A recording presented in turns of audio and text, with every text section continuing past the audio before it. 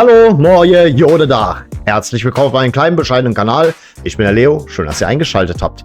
Ja, liebe Freunde, am kommenden Wochenende steht ein Spiel an, da muss man sagen, das hat es in sich. Ein absoluter Klassiker.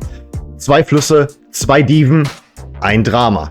Rhein gegen Main, Diva gegen Diva, Kölsch gegen Crystal Meth. Ja, okay, jetzt habe ich ein bisschen zu laut gedacht. Aber gut, ja, der erste FC Köln gegen die Sportgemeinschaft Eintracht. Die sogenannten Bad Boys der Bundesliga. Oder die Detroit Pistons des deutschen Fußballs. Ja, meine lieben Freunde, nichts mit Hollywood, Frankfurt, Brudi. Frankfurt, die Stadt, wo du morgens den Banker triffst und abends siehst, wofür er wirklich zahlt. Die Fans reden wir besser mal nicht im Detail. Ich sag mal so, wenn du bei der Einlasskontrolle einen Löffel und ein Feuerzeug fallen hörst, dann weißt du, die sind da. Es wird eine heiße Partie. Die Frankfurter werden uns sicherlich nicht mit Samthandschuhen anpassen. Ich würde eher sagen mit Quarzhandschuhen. Also mir ist jetzt zwar nicht bekannt, ob die Frankfurter Fanszene oder unsere Fanszene zu irgendeinem Dresscode aufgerufen hat. Zu diesem Zeitpunkt ist das nicht der Fall, wie ich hier sehe. Aber ich gehe mal davon aus, im Frankfurter Block werden wir sicherlich die ein oder andere Gucci-Cap sehen. Und bestimmt auch die ein oder anderen Rauchwolken, verursacht durch bengalische Feuer, Rauchtöpfe oder E-Zigaretten mit Himbeergeschmack. Ja, und auch so generell, ich muss schon sagen, zu der Stadt Frankfurt habe ich auch so ein bisschen Bezug. Die ein oder anderen Verwandten von mir haben auch schon in Frankfurt gelebt. Also wie auch so mancher Landsmann, ich bin ja Serbe. Hashtag serbische Mafia.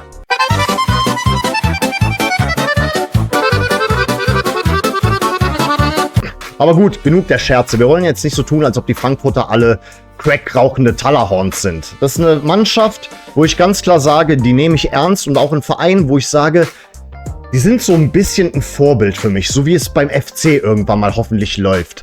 Weil, vergiss mal nicht, die Eintracht, die wird ja nicht umsonst die Diva vom Main genannt. Und wir sind im Prinzip das Pendant.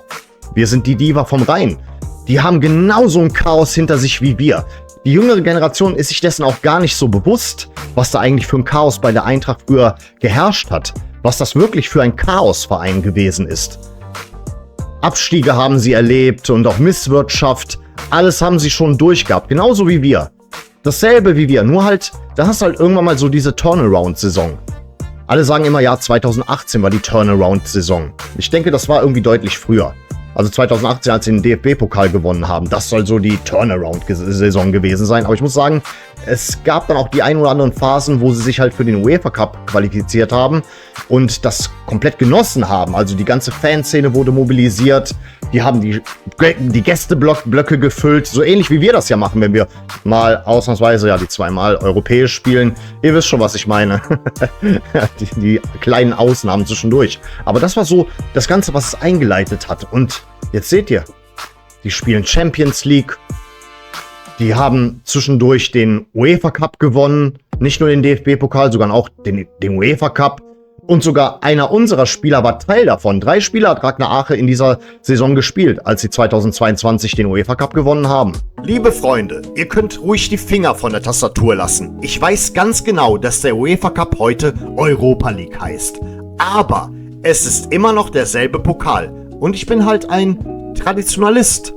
Die Eintracht-Fans nennen ihr Stadion bis heute Waldstadion, obwohl es momentan Deutsche Bank Park heißt. Und genauso bleibt das Rhein-Energie-Stadion für mich eben das Müngersdorfer Stadion.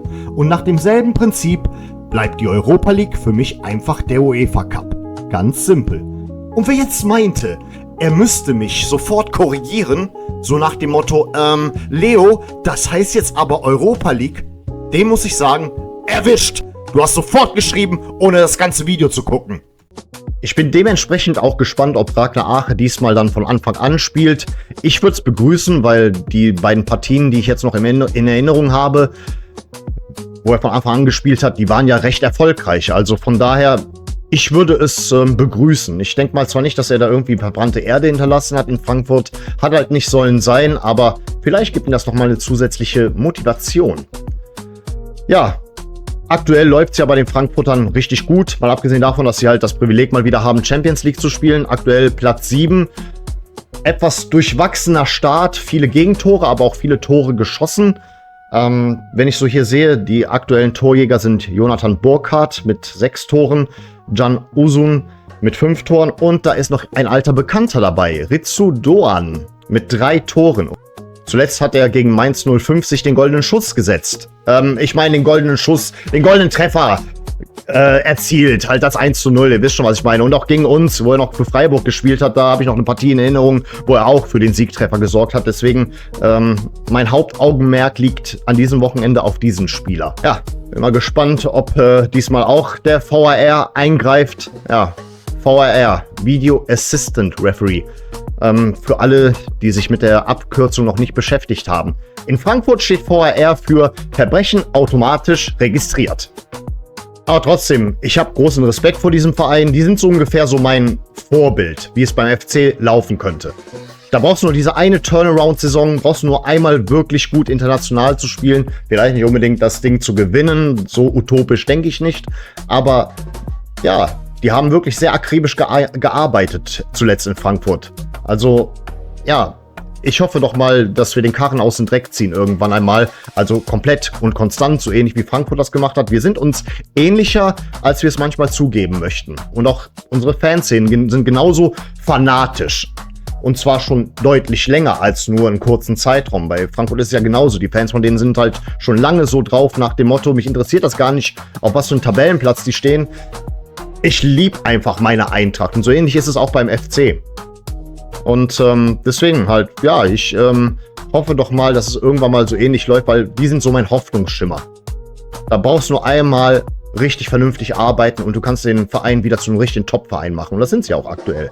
Ja, wie sieht es denn jetzt bei uns aus? Heute war die Pressekonferenz und ja, da wurde zumindest schon mal angedeutet, dass es möglich ist, dass wir vielleicht Raf Vandenberg zu sehen bekommen. Der hat ja für die U21 der Niederlande diese Woche gespielt.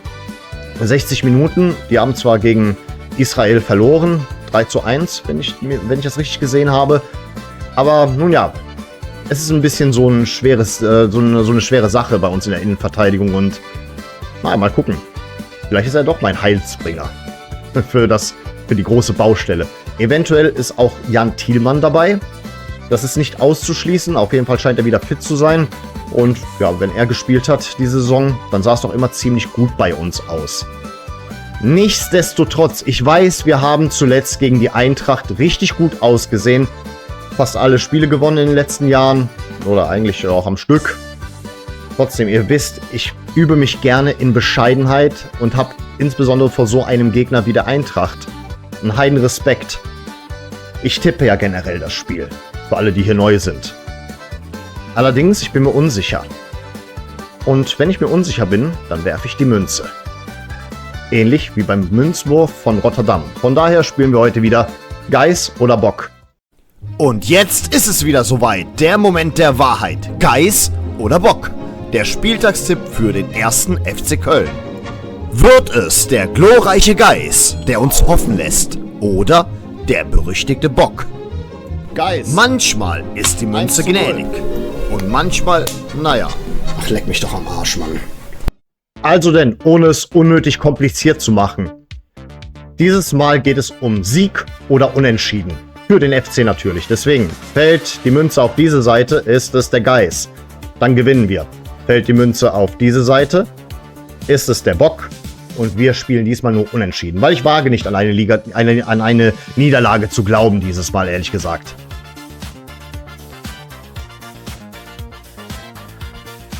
Ja, so toll war es dann im Nachhinein doch nicht. Von daher, mein Tipp wird eine heiße Partie und ganz knapp 1:1 unentschieden. Aber gut, jeder Punkt zählt, das wisst ihr ganz genau. Das ist so meine Prognose für dieses Wochenende. Ich bin selber am Start. Aber gut, mal gucken. Mal gucken. Ja, und deswegen, wenn ihr also am Samstag dabei seid, ähnlich wie ich, passt auf euch auf. Wenn Frankfurt in Köln spielt, zählt lieber mal vorher eure Reifen und eure Rücklichter. Also, man weiß ja nie. Man weiß ja nie. Aber cool, okay, Spaß beiseite. Spaß beiseite. Auf eine faire Partie am kommenden Samstag. Und dann schauen wir mal. Aber ich glaube nicht an eine Niederlage. Von daher, wir sehen uns wieder zur Reaction. Wahrscheinlich dann am Sonntag. Und bis dahin sage ich mal, ich bedanke mich recht herzlich für eure Aufmerksamkeit. Vielen Dank fürs Zusehen. Und ich sage mal an der Stelle, auf Wiedersehen. Denn wir wollen es doch wiedersehen.